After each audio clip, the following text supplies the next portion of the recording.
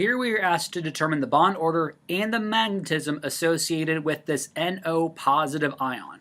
So if we recall our valence number of electrons, nitrogen has 5, oxygen has 6. So my grand total here would be 11 electrons, but I have to subtract by 1 because I have that positive charge.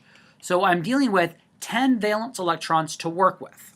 Now I'm going to streamline this just a little bit here in order to determine information about my molecular orbital theory, or using my molecular orbital theory.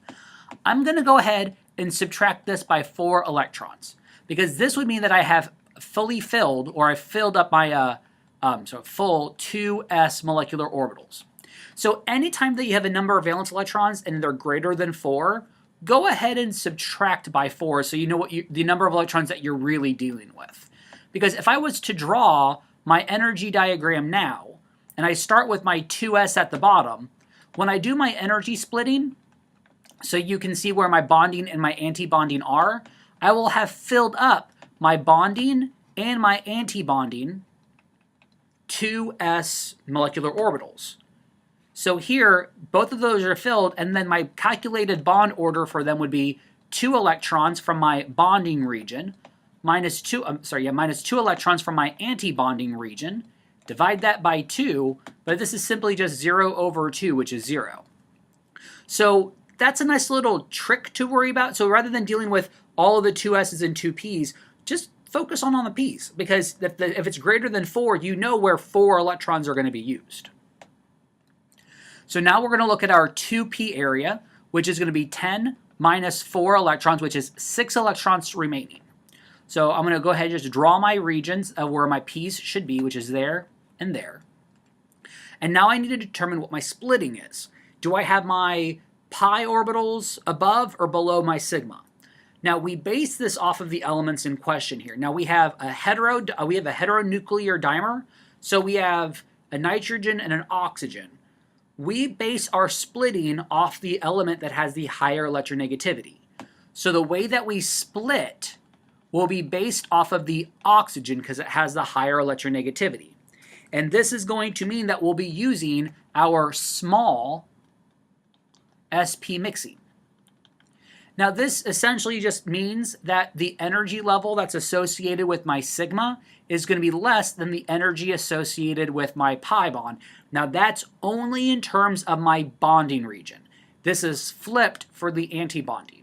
But what this is really telling me is that when I do my energy levels, when I split, my 2 pi's will be above my 1 sigma. So there's my split right there and my energy levels. And notice that the bonding molecular orbitals are going to be below the atomic orbitals that I had to start with. And for consistency, like I mentioned, my anti-bonding regions are going to be the exact opposite. So I'll have my pi's below my sigma. So just to recap everything, that's my pi's, these are my sigmas, this is my anti-bonding pi's, and these are my anti-bonding sigmas. Now, I'm only dealing with 6 electrons, so we will use Hund's rule with filling up our molecular orbitals from the bottom energy first. So we'll put a up spin and down spin in our sigma, 2 down, 2 minus 6, so that's going to be 4 remaining. And I will be using all 4 of the remaining electrons in my sigma, in my 2 pi regions. So what does this mean in terms of my bond order and my magnetism? Well, to calculate the bond order, we're still going to be looking at the number of bonding electrons versus anti-bonding electrons. But the nice thing about that is I have no anti-bonding electrons. So this means that my bond order will simply be the number of bonding region electrons, which are 6, minus 0, divide that by 2, which is just 6 over 2, which is a positive 3. So for an NO positive, molecular orbital diagram, my bonding order for NO positive is a 3 positive. This is the highest bond order that you can have based off of the molecular orbital theory for 2s and 2p. Now, in terms of magnetism, it's either going to be paramagnetic or diamagnetic. You need to look at the way in which you filled in the orbitals. And if you notice, they're all filled. Everything that has an electron is filled. There's no half-filled orbitals anywhere. So this means I have a diamagnetic. So if anything was half filled, only an up electron is going to be seen. If all I had was that, then that would be a paramagnetic structure. But this is diamagnetic because every electron is paired with another in the orbital.